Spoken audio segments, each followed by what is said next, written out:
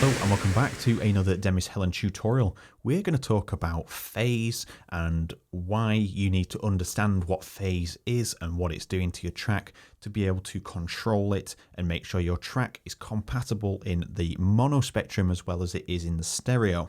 Now I have some examples here. We're going to use the kick predominantly. We'll touch on the main lead, but we will just look at that. We'll just use the main lead as an example of something that has a lot of stereo and side detail and is going to sound different in a mono environment. And before we move on, just a little disclaimer, these are examples of phase issues. These are not examples of how to control phase issues. That's a whole separate topic in itself. So we have a few examples here. I've got a kick in kick 2, which is playing a kick drum that I've made for this track.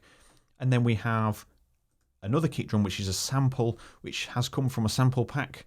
Straight from the sample pack, it comes as stereo detail, so you have a left and right channel. And then this one is forced into mono, and I'll show you what is going on here a little later on. First, let's hear the kick sample and what is going on. We have our control room open here, so you will have some plugins that are available to you as well to force things into mono if you don't have such feature in your DAW. A lot of DAWs do. You can use the free Brainworks Solo that can be dialed in so it's just mono detail only, and that will do the same trick as switching this from stereo to mono signal.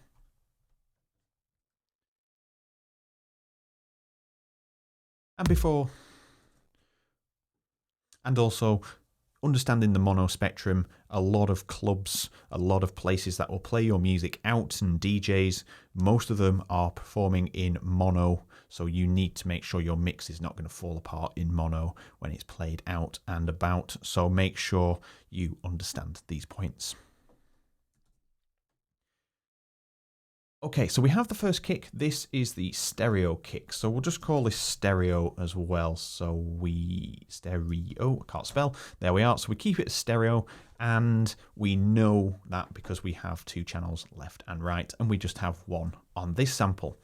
Now, let's have a listen, and I'll switch it from stereo to mono, see if you can spot the difference.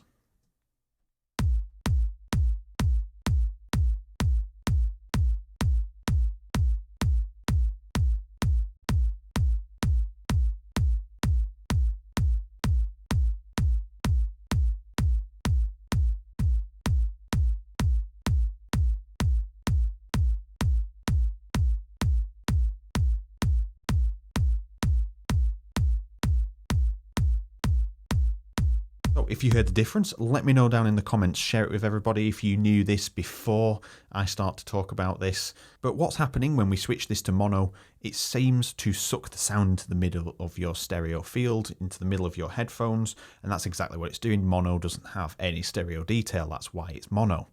Now, when it's played in a club, you want your kick to sound the same regardless of whether it's in stereo or mono. You want the same punch, the same power, the same sound. How do we achieve that?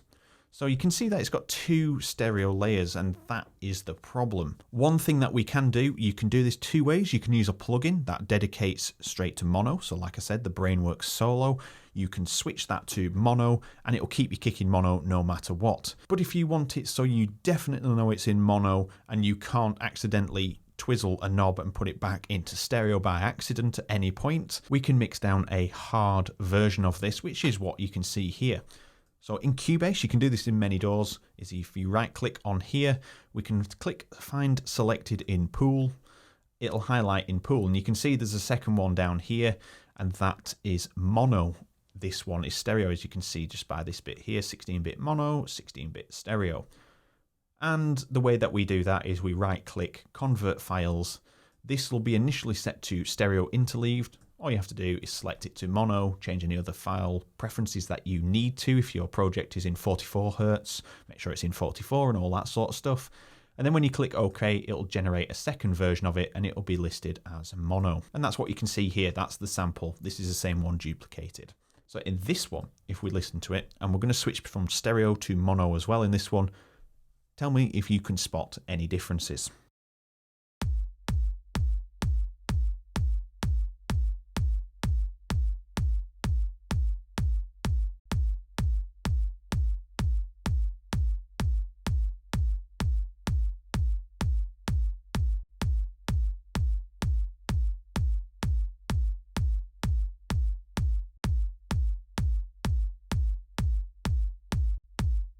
And the answer is no, we can't hear a difference because the kick is in mono. So even in the stereo field, it is just straight down the middle of your mix. It is nice and centered, perfect for getting your kick and bass started in your track, which are the most important parts. And just a little disclaimer, this is showing you what phase is and what it's doing. This is not how to rectify it. And also you can start with a melody or a groove. You don't have to start with kick and bass, but when it comes to the kick and bass, you've got to make sure that's right and then match your other elements into it. So let's have a look at something that has phase problems. So how can we spot this? We can use a plugin. Now there's some free ones. We can use the Vox and Go Span. The free version is absolutely immaculate for spotting phase problems and every other element of monitoring your sound. I'm going to use the VPS Scope. You can get this for free if you've already purchased some of their products. It's kind of a free add-on, and you can get it with computer music, I think. Also, I've got an EQ at the end of the chain, which has got nothing on it. And what we're looking for here in the scope is on the stereo field portion, we have our antiphase and mono marker here, and we have a little visual in the middle showing left and right, stereo minus and plus, well, sides, and then mono mids down the middle here. And then we've got a separate thing here for sides and mids as well. So let's take a listen to it, make sure our control room is in stereo. Let's have a listen and see what is going on. And let's loop it as an entire section.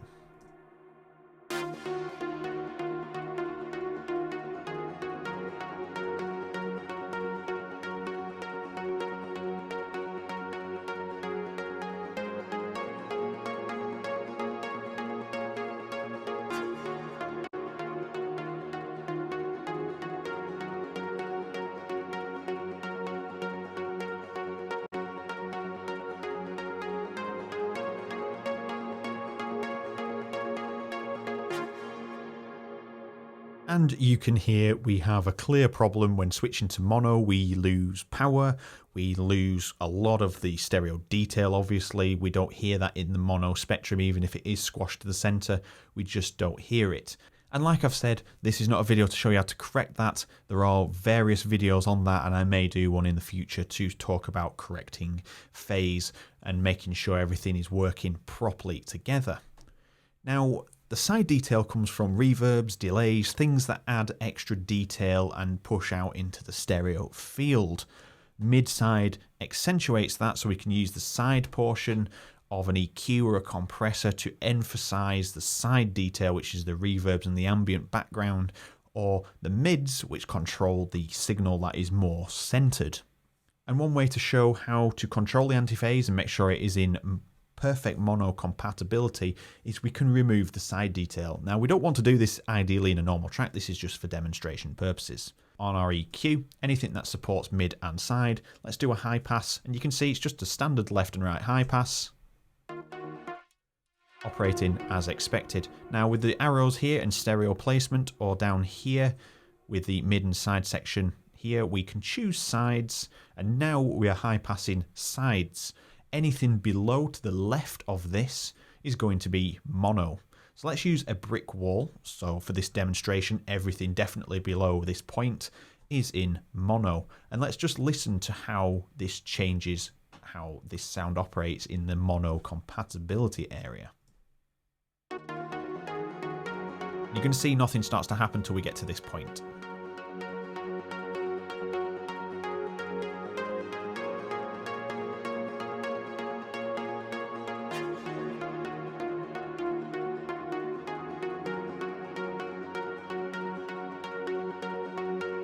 And you can see now it's staying in the positive mono, and the further we go across, it's just going to be perfectly in mono because the sound is mono. There's no stereo detail left, and it sounds downright awful in the stereo field. But now, if we're jumping back and forth, we're going to hear minimal difference.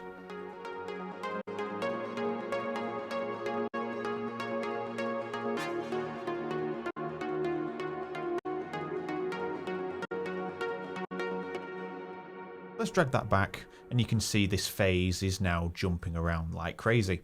Now, we have to expect some of this movement because the reverb and the delay are doing exactly that. It's the side detail, and we want that portion in a stereo mix. We don't want to just omit it totally so it works in stereo, because that would be stupid. So we can control this.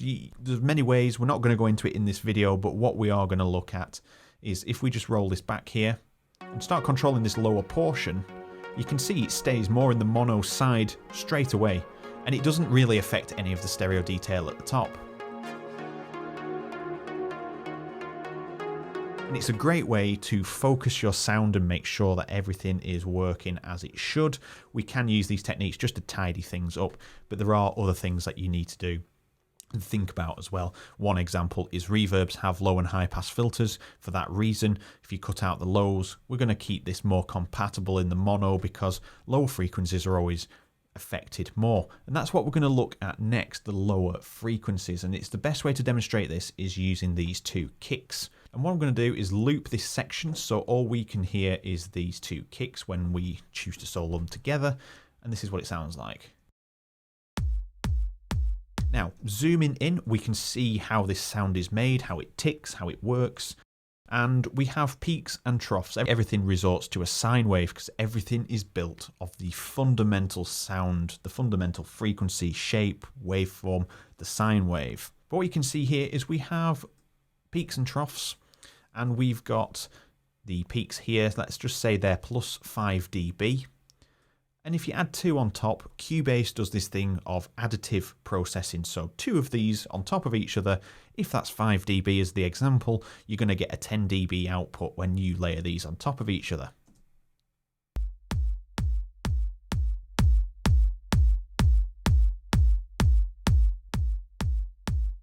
So that's all good and well, stops any problems happening. We just double the sound. If you wanted to do that for whatever reason, that is possible within Cubase and many other DAWs. But what the problem is with if we wanted to look at, say, a synth that has some detuning on there, what is actually happening behind the scenes is if we turn off our locking here, if I move this back and forth, detune is essentially going back and forth like this. So you can see if these points pass here, we've got 2 values that oppose each other. And that's what we call phase, and it cancels each other out, phase cancellation. So what you hear from that is the sound dipping out as loud and then really quiet and muffled and then back to full volume and then muffled again. And that is what you are hearing when you are tuning your synth and you get problems with your synthesizer. So if we play this and I move these into different locations, you'll hear the kick change position. So I'm just going to put this back as it was. And because phase is more audible in the lower frequencies, you're still going to hear some upper frequencies, but you're not going to hear the lows. They're just going to be totally omitted when I offset these. So let's just offset to here. We start to lose that low end. And the more we match these peaks up, the more low end we start losing. We just lose all of that boom and everything just falls apart. And this essentially is what's happening if you don't force things into mono, especially in a kick world. You start to get these problems where your kick sounds a little bit weird in mono. So returning that back to where it was, to demonstrate phase cancellation in the best way, if we use this bottom kick here, we can right click and set processing to invert phase.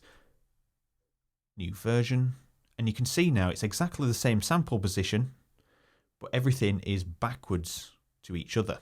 And you can see here everything is opposite, so we've got a peak but we've got a trough on this one, and you've guessed it, this is phase cancellation.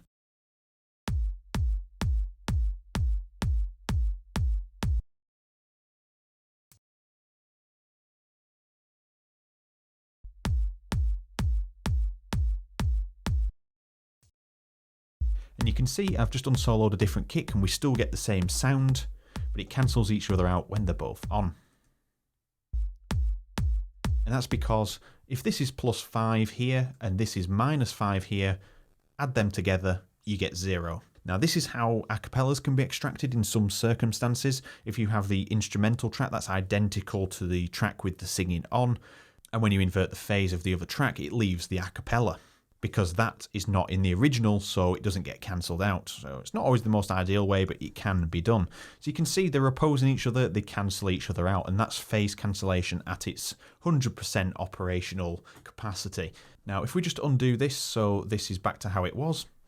And the one that we'll experience the most is this moving thing, like with the synths and basses that you use, detune or unison voices. You'll get those moving back and forth, and they'll catch each other off guard and start to make things sound a little quieter, softer, muffled, and then really loud again.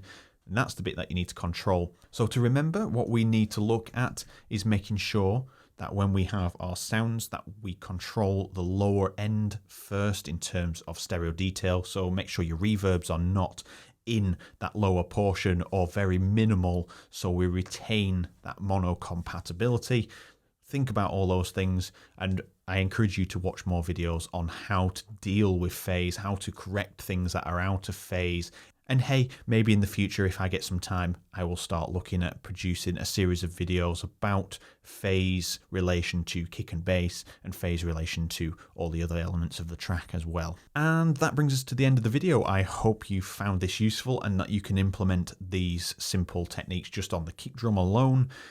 These were for demonstration purposes and not real world examples of how to correct phase, but it shows and demonstrates how phase affects your track. And if you enjoyed the video, please let me know down in the comments. And more importantly, please hit the subscribe button and the bell icon so you can get notified straight away of my uploads in your own feed. A whopping 70% are not subscribed, and I'm sure that you'll find more useful videos, and it does help the channel progress forward and keep me producing these videos for you. And finally, hit the like button, because YouTube will pick that up and push it to more like-minded people like yourself to progress in their musical pursuits. So thank you very much for watching, and I'll see you all in the next video.